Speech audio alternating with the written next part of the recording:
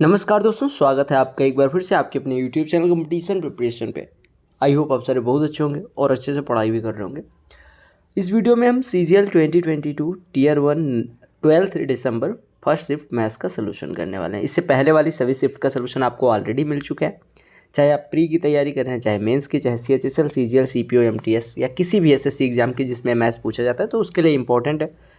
Video पसंद ही आनी है तो लाइक कर लेना। और चलो स्टार्ट करते हैं। 25 प्रश्न है, विल टेक ओनली 15-17 मिनट्स। ठीक है, तो इतना वेस्ट कर सकते हो आप, है ना। चलो स्टार्ट। कहा गया जो बार ग्राम है वो रिप्रेजेंट करता है नंबर ऑफ पर्सन्स। ठीक है, आप वाई एक्सिस पे और एक्स एक्सिस पे इंश्योरेंस पॉलिसी कौन से साल में खरीदेंगे। ये आपका है 2010, 11, 12, 13, 14, 15, 16 में कितने कितने इंश्योरेंस पॉलिसीज खरीदेंगे, इसकी संख्या दिखाती है। कहा गया what is average number of persons निकालना है इंश्योरेंस पॉलिसी लेने वाले एक्सक्लूडिंग 2012, यानी 2012 छोड़ दो, बाकी सबका एवरेज। तो कितने साल बच रहे हैं, 2, 3, 5, यानी कि बट्टे में 5 आएगा और बाकी सबका सम। तो 54 और 65 आपको पता है कितना, 119 होता है, 121, 191, 195, 275, 280 और ये 360 हो गया। 360/5 आपका 72 हो जाएगा। बोलो क्लियर है? क्लियर। दो संख्याओं का एचसीएफ दिया गया, एलसीएम दिया गया। आपको पता है अगर दो संख्याएं आपको दी गई हो, फर्स्ट संख्या और सेकंड संख्या, तो उनका जो प्रोडक्ट होता है वो उनके एलसीएम इंटू एचसीएफ के बराबर होता है। पता है ना, दो संख्याओं का लासा गुणे मासा बराबर उन संख्याओं का गुणनफल। तो यहाँ पे बस वैल्यू पुट करनी है, आपका आंसर आ जाएगा। आपको एचसीएफ दिया गया 21 और ये दिया गया 840, यानी 840 इंटू 21 इज इक्वल टू कितना हो जाएगा, फर्स्ट संख्या इंटू 49, यानी 49 इंटू सेकेंड संख्या। अब आपको सेकंड संख्या निकालनी है तो आप ऐसे काट सकते हो, 7 7 49, 7 से 3 कट के आ जाएगा, 7 से कटेगा 120, 120 दिया 360 आपका सेकंड संख्या। एक दुकानदार है जो 3 तरह के डिस्काउंट देता है। पहला 15 और 25% का सक्सेसिव डिस्काउंट। 15 और 25 का रिजल्टेंट कितना हो जाएगा, 15 + 25 माइनस 15 × 25/100, यानी कि 40, और माइनस घटेगा कितना, 25 × 15/100, यानी कि आपका कितना हो जाएगा, 3.75 घट जाएगा। ठीक है, यानी आपका बच जाएगा 36.25% का पहला डिस्काउंट है। कितने का, 36.25% का। बाई 5 गेट 3 फ्री, यानी कि 5 खरीदते हैं 3 फ्री। तो आपका जो डिस्काउंट होता है, मान लो 5 खरीदा आपने और 3 फ्री मिला, यानी आपका ओवरऑल कितना हुआ, कितना फ्री मिला, 3 आउट ऑफ 8। 3 आउट ऑफ 8 आपने कहा 3 फ्री मिला, यानी फ्री वाला बटे टोटल कितना, यानी कि 8 वस्तुएं में से 3 फ्री हैं, यानी कि परसेंटेज में हो जाएगा 1/8 होता है 12.5%, तो 3/8 हो जाएगा 37.5%। दूसरे डिस्काउंट को ये कहें, क्योंकि बाई 4 गेट 6, यानी आपको मिलता है 6 और फ्री में कितना है, 4 खरीदते हो तो 6 मिलता है, यानी 2 फ्री का, यानी 2/6। 2/6 कितना परसेंट होता है, 33%। अब सबसे ज़्यादा पूछा गया कहाँ पे बेस्ट है, यानी सबसे ज़्यादा डिस्काउंट कहाँ पे मिलता है, तो आपने कहा सेकेंड वाले में। ठीक है, कहा गया सीपी और सेलिंग प्राइस का रेशियो, यानी 10 का खरीदा गया, 11 का बेचा गया, यानी 1 का प्रॉफिट 10 पे, 1/10 10%। अंजू जो है 30% ज़्यादा एफिशिएंट है बिट्ट से। ठीक है, कहा गया अगर अंजू अकेले कोई कार्य 23 दिन में कर सकती है तो दोनों एक साथ कितने दिन में करेंगे। ध्यान से देखिएगा, ये 23 है। ठीक है, अब देखो ये कितने परसेंट, 30% ज़्यादा, यानी कि बिट्टू अगर 10 करती है तो अंजू 13 करती है। ठीक है, अब 13 करते हुए 23 दिन में काम कंप्लीट करती है, यानी टोटल वर्क है 13 × 23। और अगर दोनों साथ काम करेंगी तो 13 धन 23 एक दिन में होगा, तो इतना काम होने में टोटल वर्क बटे एक दिन में किया गया कार्य, यानी 13 दिन लगेंगे। एक बोट है जो 25 किलोमीटर अप स्ट्रीम जाती है, 25 किलोमीटर अप स्ट्रीम जाती है और 39 किलोमीटर डाउन स्ट्रीम जाती है। कितने किलोमीटर, 39 किलोमीटर डाउन स्ट्रीम जाती है 8 घंटे में। ठीक है, कहा गया 35 किलोमीटर अप स्ट्रीम जाती है और 52 किलोमीटर डाउन स्ट्रीम जाती है 11 घंटे में। तो आपको बताना है स्ट्रीम की स्पीड। स्ट्रीम की स्पीड आपको पता है कि down stream plus up stream बटे माइनस अप स्ट्रीम बटे 2 कर देंगे तो स्ट्रीम की स्पीड आ जाएगी, यानी आपको धारा की चाल निकालनी है। अब देखो यहाँ पे 39 है, यहाँ पे 52 है। इस देखो ये 13 तियाँ है, ये 13 चौको है, यानी यहाँ पे 4 से गुणा करो, यहाँ पे 3 से गुणा करो, घटा दो। तो घटाओगे 100 इधर हो गया, 105 इधर हो गया, घटाएंगे तो 5 बटे अप स्ट्रीम बराबर कितना हो जाएगा, 13 × 33, 4 × 8 32, यानी 1, यानी अप स्ट्रीम स्पीड बराबर 5 हो गया। अप स्ट्रीम स्पीड 5 हो गया तो यहाँ पे वैल्यू पुट कर लो, यानी कि 25/5, यानी 5 इधर जाएगा तो ये 3 हो जाएगा, यानी कि 39/d बराबर 3, यानी d बराबर 13, यानी डाउन स्ट्रीम स्पीड है 13, अप स्ट्रीम स्पीड है 5। तो यहाँ से स्ट्रीम की स्पीड हो जाएगी, यानी कि धारा की चाल हो जाएगी डाउन स्ट्रीम, यानी कि धारा की दिशा में चाल माइनस धारा के विरुद्ध चाल, यानी d - u/2, यानी 13 - 5/2, यानी कि 8/2, यानी 4 किलोमीटर प्रति। Cosec theta plus cot theta बराबर p दिया गया, तो आपको पता है cosec theta minus cot theta कितना हो जाएगा, 1/p। आपने कहा क्यों, क्योंकि cosec square theta minus cot square theta होता है, कितना होता है भाई साहब, कितना होता है, कॉसेक थीटा माइनस कॉट, आपने कहा ये हो जाएगा cosec square theta minus cot square theta 1 होता है। अब अगर दोनों को जोड़ देंगे तो हमारा मिल जाएगा 2 कॉसेक थीटा, 2 कॉसेक थीटा बराबर p + 1/p, यानी p² + 1/p, ठीक है। और अगर दोनों को घटा देंगे तो 2 कॉट थीटा कितना हो जाएगा, p² - 1/p हो जाएगा। अब दोनों को डिवाइड कर दो, इसमें अगर इससे डिवाइड कर दोगे तो बाएं पक्ष में क्या बचेगा, बाएं पक्ष में आपका 2 इधर गायब हो जाएगा। 1 मिनट देखो, इसको अगर डिवाइड करोगे तो 2 2 कट जाएगा, कॉट थीटा बटे कॉसेक थीटा आ जाएगा, और आपका p से p कट जाएगा, यानी यहाँ पे बचेगा p² + 1। यही आपको निकालना था, यानी p² - 1 बटे p² + 1 कितना हो जाएगा, कॉट थीटा बटे कॉसेक थीटा। कॉट थीटा बटे कॉसेक थीटा कितना होता है, कॉस थीटा, ठीक है। कहा गया एक मशीन है 10 घंटे लेती है 240 स्टूल काटने में, यानी 1 घंटे में 24 स्टूल, तो 25 घंटे में 25 × 24 यानी 600 टूल। ऐसे प्रश्न बड़े पॉपुलर हैं। देखो आपको जो निकालना है उस पे आओ, यहाँ से हमें m-2 + 1/m-2 निकाल, तो दोनों पक्षों में 2 घटा दो, तो आपका हो जाएगा 2 घटाओगे तो m-2 + 1/m-2 बराबर 2। दोनों पक्षों में हमने क्या किया, we have subtracted 2 from both side. अब स्क्वायर कर दो, यानी x + 1/x दिया गया तो x² + 1/x² पूछा गया, यानी 2 का स्क्वायर -2 हो जाएगा, यानी कि 2। देखो आपको सिंपल सी बात समझनी है, cos 2a cos 2b, ठीक है, plus sine square a - b minus sine square a + b, ठीक है।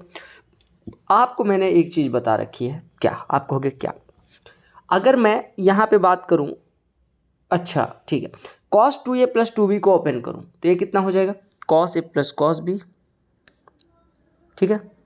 एक मिनट पहले ऐसे देखो, इसको ऐसे लिखे रहने दो, cos 2a जो लिखा हुआ है इसको ध्यान से समझना, cos 2b, ठीक है। इसको हम नहीं सॉल्व कर रहे, पहले वाले को ऐसे लिख दे रहे हैं, plus a² - b², a + b × a - b, यानी sine a - b plus sine a + b,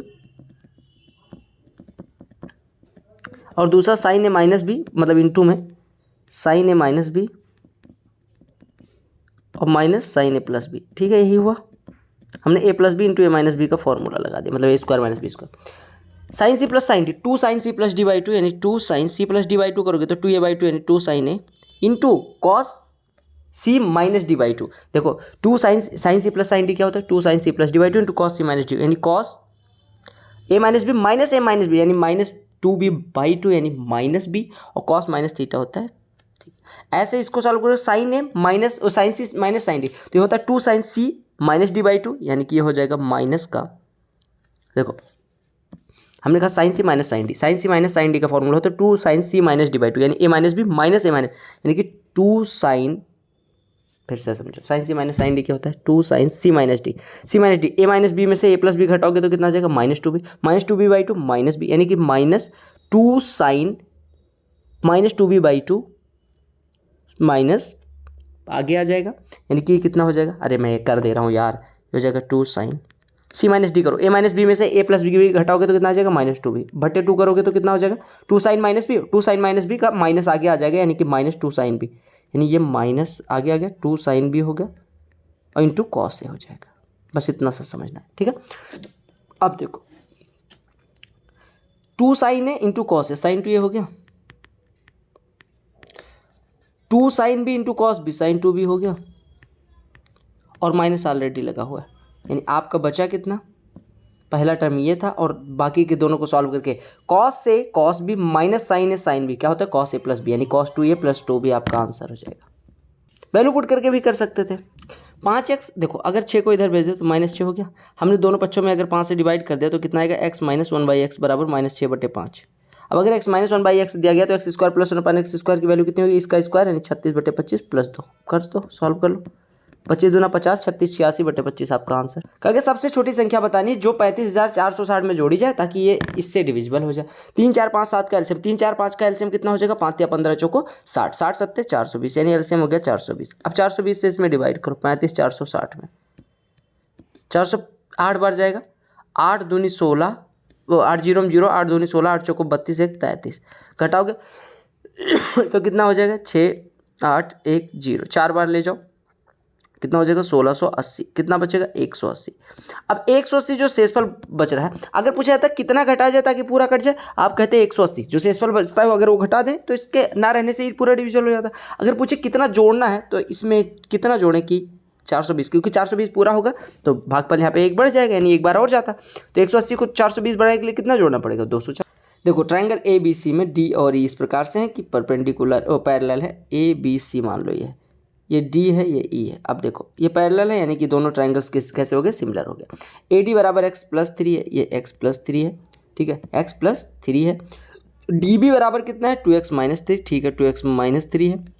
ए ई बराबर एक्स प्लस 1 है, ये एक्स प्लस 1 है भाई साहब, एक्स प्लस 1 है, और ये 2x माइनस 2। अब सिमिलरिटी लगा दो, आपका आंसर आ जाएगा। आपको पता है दोनों ट्रायंगल ए डी सी और ए डी ई और ए बी सी सिमिलर है, तो आप कह सकते हैं ए डी बटे ए बी, यानी एक्स प्लस 3 बटे एक्स प्लस 3 बटे एक्स प्लस 3 प्लस 2x, यानी कि 3x, ये बराबर कितना हो गया, ए ई बटे ए सी, यानी कि एक्स प्लस 1 बटे में क्या करोगे, हमने क्या किया, एक बार क्या किया x प्लस 1 और फिर दोनों जोड़ोगे 3x माइनस, बस गुणा कर मारो तो करोगे तो कितना हो जाएगा, 3x स्क्वायर तो कट जाएगा, यानी आपका बचेगा 9x, ठीक है, 9x, ये प्लस 1 था नहीं माइनस 1 था, ठीक है, 9x माइनस x माइनस 3 ये बचेगा, और इधर बचेगा 3x स्क्वायर तो कट जाएगा, ये 3x, इधर कितना हो गया 9x माइनस x, यानी कि 8x, यानी कि 3 इज इक्वल टू हो गया, 3 को इधर ले आ रहे हैं और 3x को इधर भेज दे रहे हैं, यानी 8x में से 3x जाएगा 5x, यानी 5x बराबर 3, x बराबर 3/5। देखो अगर ये ट्रायंगल सिमिलर है, आपको क्या निकालना है, BC की लंबाई। अब BC कहाँ पे, यहाँ पे, यानी आप कह सकते हैं AB बटे ED अगर सिमिलर है तो AB बटे ED बराबर हो जाएगा, BC हमें लाना है, यानी इसकी भुजा BC लेंगे तो इसकी भुजा DF लेनी पड़ेगी। AB कितना है 6 बटे ED कितना है 8 बराबर BC कितना है निकालना है, और बटे DF कितना है 16, 8 दूनी 16, 6 दूनी 12, यानी BC 12 हो गया। कहा गया how many metres of 2 metre wide cloth will be required to make a conical tent. देखो अगर कोई टेंट बनाया जाता है जो कपड़ा लगता है वो उसके पाई RL यानी कि कर्व सरफेस एरिया के बराबर लगता है, तो आप सबसे पाई RL की वैल्यू निकालो। पाई RL यानी कि 22/7 गुड़े रेडियस कितनी है भाई साहब, रेडियस है, डायमीटर 14 यानी रेडियस 7 है, और गुड़े हाइट कितनी है 9। अगर देखो 7 ये है, स्लैंट हाइट ये L की वैल्यू दी गई है 9, तो यहाँ से हमें कितना मीटर कपड़ा लगने वाला है 198। अब 198 मीटर कपड़ा लगना है। आपसे कहा गया कि जो कपड़ा है वो आयताकार है, इसकी अगर चौड़ाई 2 हो तो हमें एरिया कितना पहुंचाना है 198। आपको तो 2 गुणे लंबाई बराबर 198, क्योंकि इसका एरिया क्या हो जाएगा 2 इंटू लंबाई, आयताकार है यानी कि rectangular 2L is equal to 198 L बराबर। ऐसे प्रश्न करना नहीं होता, ये हो जाते हैं। A³ minus B³। अब देखो अगर हम यहाँ पे A माइनस B से ऊपर नीचे गुणा कर दे तो ये बचेगा A³ माइनस B³ हर बराबर हो जाएगा -3AB into A minus B, और नीचे हो जाएगा A² माइनस B²। ऊपर बन गया क्या A माइनस बी का होल क्यूब, नीचे क्या बना A minus B into A plus B, इससे इसका स्क्वायर हो जाएगा। A माइनस बी का स्क्वायर यानी 4 का स्क्वायर 16/26 बार 48, 16/48 1/3। 5 स्टेट का बजट एलोकेशन दिखाता है। आपसे कहा गया टोटल बजट एलोकेशन बताना। ये कितना हो गया 300 हो गया, ये दोनों मिलके 960, 300 और 960 1260, 1200 2 1460 और 50 1510। रेडियस एक सर्कल की दिया गया 5 सेंटीमीटर, कॉर्ड की लंबाई 6 सेंटीमीटर, ये 5 सेंटीमीटर है, ठीक है। यहाँ से परपेंडिकुलर ड्रा कर दो, ये बाइसेक्ट करेगा, यानी पूरी जीवा की लंबाई अगर 6 थी तो ये 3 हो गया, ये O है। परपेंडिकुलर कितना हो जाएगा 4, तो यही डिस्टेंस पूछी गई थी। GDP 2 अलग अलग कंट्रीज का दिखाया गया अलग अलग सालों में। आपसे पूछा गया, कहा गया K1 जो है एवरेज GDP A की है और K2 जो है वो B की एवरेज GDP है। तो आपसे K1 प्लस K2 पूछा गया। पहले जोड़ के 5 से डिवाइड करो, जोड़ के 5 से डिवाइड, तो सबको जोड़ के 5 से डिवाइड कर लो। तो जोड़ो पहले तो आप ऐसे वाले जोड़ लो, 50 150 200 200 400 300 700 700 हो गया 700, और ये 2 900 900 हो गया 900, और ये 180 1080 1080 हो गया, 1080 और ये 1080, 1180, 1380 और 1390 और ये 1390 और 150, 1490, 1540। 1540 को किससे डिवाइड करेंगे? 5 से।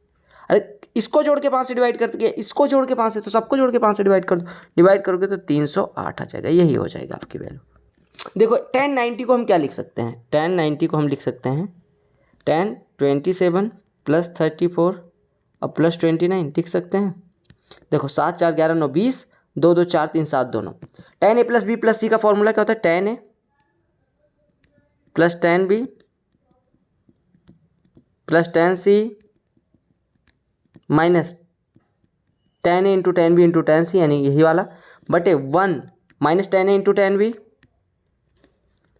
tan 27 into tan 34 minus tan 34, ठीक है, minus tan b into tan c यानी tan 34 इंटू tan 39 और minus tan c into tan a यानी tan 39 इंटू tan 27। ये समझ आ गया। हमने tan a plus B plus C का फॉर्मूला लगाया जो कि होता है tan a plus tan b plus tan c minus tan a into tan b into tan c upon 1 minus tan a into tan b minus tan b into tan c into minus tan c into tan। अब आपको पता है tan 90 की value कितनी होती है भाई साहब? tan 90 की वैल्यू आपकी कितनी होती है? इनफाइनाइट। अगर tan 90 की वैल्यू इनफाइनाइट होती है मेरे भाई, तो इसका मतलब कि ये संख्या 0 के बराबर होगी। अगर हर 0 के बराबर है तभी किसी भिन्न का मान इनफाइनाइट होता है। अब अगर ये 0 के बराबर है तो हम कह सकते हैं 1 माइनस दिस व्यंजक, अगर माइनस कॉमन ले लें तो यही तो मिलेगा tan 27 tan 34 tan 34 tan 39 plus tan 39 और tan 29 tan 27। अब ये 1 minus x is equal to 0 मिल जाएगा, यानी एक्स जो रिक्वायर्ड वैल्यू हो कितनी हो जाएगी? 1। समझ रहे हो? प्रश्न देखो, कहा गया मिनट हैंड एक क्लॉक की 20 सेंटीमीटर लंबी है, यानी ये 20 सेंटीमीटर लंबी है, ठीक है।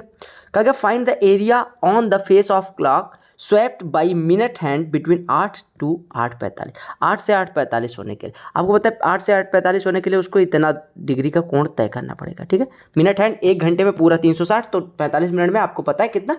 270 डिग्री। 270 मतलब 3/4 पाई आर स्क्वायर। पाई की वैल्यू 22/7 और गुणे आर स्क्वायर। आर स्क्वायर यानी कि 20 का स्क्वायर 400। ये कटा 100 हुआ, 3 गुणे 22 66 गुणे 100 6600/7 सेंटीमीटर स्क्वायर एरिया। एक क्लास के मार्क्स डिस्ट्रीब्यूशन दिखाई गया। लेस देन 10 2 हैं, लेस देन 20 5। ये समझिएगा 10 से नीचे 2 हैं, ठीक है। 20 से नीचे 5, 5 में से 10 से नीचे वाले 2 हो गए, यानी कि 10 से 20 के बीच कितने हो गए? 3। ये समझ लो। ऐसे 30 से नीचे तो 6 जने हैं, लेकिन 30 उन 6 जनों में 5 जने 20 से नीचे हैं, यानी कि 20 से 30 के बीच वाले कितने हो गए? 6 माइनस 5 यानी कि 1। ऐसे अगर पूछा जाए 30 से 40 के बीच तो 8 माइनस 6 यानी कि 2। अगर ऐसे 50 से 40 के बीच में तो 10 माइनस 8 यानी कि 2। तो आपसे 20-30 के बीच पूछा गया। अच्छा प्रश्न है, एक आदमी 1 लाख रुपए ब्याज पे बैंक से उधार लेता है 10% सिंपल इंटरेस्ट पे, ठीक है, और वो कहता है 5 साल में वापस कर दूंगा। इंस्टॉलमेंट जो है पहले साल के अंत में पे करी जाती है 10,000, दूसरे साल के अंत में 20,000, तीसरे साल के अंत में 30,000, चौथे साल के अंत में 40,000, तो 5वें साल के अंत में कितना पे किया जाएगा, ये पूछा गया। देखो सबसे पहले याद रखना कि सिंपल इंटरेस्ट जो होता है, चाहे इंस्टॉलमेंट हो चाहे सिंपल इंटरेस्ट की बात हो, सिंपल इंटरेस्ट यानी साधारण ब्याज की बात हो, तो वहाँ पे जो ब्याज पे किया जाता है वो हमेशा मूलधन प्रिंसिपल पे किया जाता है, इंटरेस्ट पे कोई इंटरेस्ट नहीं पे किया जाता है। यानी 1 लाख रुपये था पहले साल के अंत में, पहले साल के अंत में जब जाओगे तो 1 लाख रुपये पे ब्याज पे करोगे, यानी कि 10,000 रुपये ब्याज पे करोगे। फिर 10,000 रुपये हमने पे कर दिए, यानी अब मूलधन बचा 1 लाख माइनस 10,000 यानी कि 90,000। अगले साल जाओगे तो 90,000 का 10% पे करोगे, यानी कि अब 9,000 ब्याज करोगे। अब 90,000 में से फिर उसके बाद जाओगे तो 20,000 रुपये, फिर से 90,000, जो 90,000 मूलधन था 20,000 उसमें से जमा हो गया। जो जमा होता है इंस्टॉलमेंट जो जमा होती है वो हमेशा क्या होता है? मूलधन में से कटता है। यानी 90,000 में से 20,000 फिर निकल गया, यानी 70,000 बचा। 70,000 का 10% फिर ब्याज लग जाएगा, यानी 7,000 फिर। अब 70,000 में से 30,000 फिर निकल गया, यानी बचा 40,000। 40,000 का 10% यानी 4,000 और ब्याज लग जाएगा। अब हमारे पास मूलधन बचा है 40,000, ठीक है। चौथे साल के अंत में हम जाके 40,000 पे कर देते हैं, तो ये 40,000 मूलधन खत्म। हमने कहा भैया जो मूलधन था ना वो खत्म कर दिया हमने, यानी कि 44,000 जो हुआ था चौथे साल के अंत में उसमें 40,000 मूलधन वाला था, 4,000 ब्याज वाला, हमने 40,000 पूरा का पूरा खत्म कर दिया। अब हमारे पास बचा 4,000 रुपये। अब 5वें साल में क्या पे करेंगे? 5वें साल में क्या हमने ब्याज एक भी साल का पे किया है? नहीं। तो 5वें साल में जब हम जाएंगे तो हमें ब्याज पे करना होगा, और ब्याज कितना हो जाएगा? 10 9 19 7 26 4 30,000। ये ऑप्शन सारे गलत है। आपका उत्तर साधारण ब्याज पे कितना हो जाएगा? 30,000 रुपये। समझ आ गया? यानी हमेशा आपको क्या कैलकुलेट करना है कि आप पहले एक काम करो, 10,000 पहले 1 लाख पहले साल था, 10,000 जमा कर दोगे 90,000, 20,000 जमा कर दोगे 70,000, 30,000 जमा कर दोगे 40,000 और 40,000 जमा कर दोगे 0 रुपये। अब आप पहले इस पे ब्याज दोगे कितना 10,000, इस पे 10% 9,000, इस पे 7,000, इस पे 4,000 और 5वें साल ये सब जाके पे कर दोगे, यानी 10, 9, 19, 7, 26, 4, 30,000 रुपये ब्याज पे करके आओगे। किस संख्याओं का 3.52 है, पहली 2 का इतना है, एवरेज ऑफ अदर 2 का इतना है, तो रिमेनिंग 2 का। पहले 6 का योग निकाल लो, 6 गुणे 3.52 हो जाएगा, यानी 6 दूनी 12, 6 पंचे 30, 1 31, 6 3 18, 3 21, यानी कि इतना टोटल हो गया। इसमें से पहले 2 का सम कितना है 7.4, ये घटा दो। अगली 2 का सम कितना है 5, वो घटा दो, यानी 12.4 पहले घटाओ, इसमें से 12.4 घटाओगे तो 9.8 बचेगा, ठीक है, सॉरी 12.4 घटाओगे तो कितना बचेगा, ये हो जाएगा 8.72, ठीक है, यही तो हो जाएगा 8.72। 2 संख्याओं का योग है, जो बची वाली संख्या है उनका योग, तो एवरेज कितना हो जाएगा 8.72/2, ये 4.36। एक माइक्रोवेव है जो सोल्ड किया जाता है हैदराबाद में एक रिटेलर को, इलाही को। हैदराबाद से मद्रास गया, फिर 25% and bought it for 25% less. He spent 1,000 on transport and Madras में फिर से वापस लाता है, उसने फिर 10% प्रॉफिट पे बेच दिया। तो आपसे एम की वैल्यू बतानी है, ठीक है। अब देखो एम रुपये किसी वस्तु का क्रय मूल्य था, ठीक है। वो हैदराबाद से कहीं जाता है, वहाँ पे 25% कम में यही वस्तु मिल रही थी, जो यहाँ पे एम की मिल रही थी वो 25% कम की, यानी 3/4 एम की मिल रही थी। 3/4 एम की वहाँ पे उसने खरीदा। 3/4 एम पे 1,000 रुपये उसने ट्रांसपोर्ट पे खर्च किया, यानी अब उसका कास्ट इतना पड़ा, वहाँ पे जाके इतने में पड़ गया। अब उसको इसने 10% प्रॉफिट पे बेचा, 10% प्रॉफिट यानी कि इसका 11/10 पे बेचा, इसके 11/10 पे बेचा। कब? जब एम रुपये, यानी कि अगर हम इस क्रय मूल्य पे खरीदें और इसको एम रुपये पे बेच दें तो 10% का प्रॉफिट होता है, 10% का प्रॉफिट, यानी कि इस सीपी है, देखो कुल मूल्य इन्वेस्टमेंट इतना ही तो है, यानी इसका 11/10 एम के बराबर है। तो 11/10 अगर इसका एम है तो हम कह सकते हैं 11/10 यहाँ से हटाओ, ये 10/11 हो जाएगा।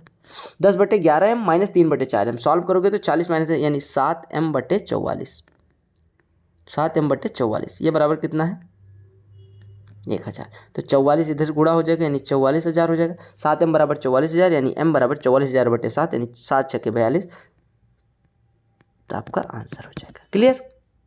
तो these were 25 questions you have to solve. I hope आपको सारे प्रश्न समझ में आ गए। अगर समझ में वीडियो को लाइक करें, चैनल को सब्सक्राइब करें और अगले वीडियो में मिलते हैं, तब तक के लिए बाय, टेक केयर।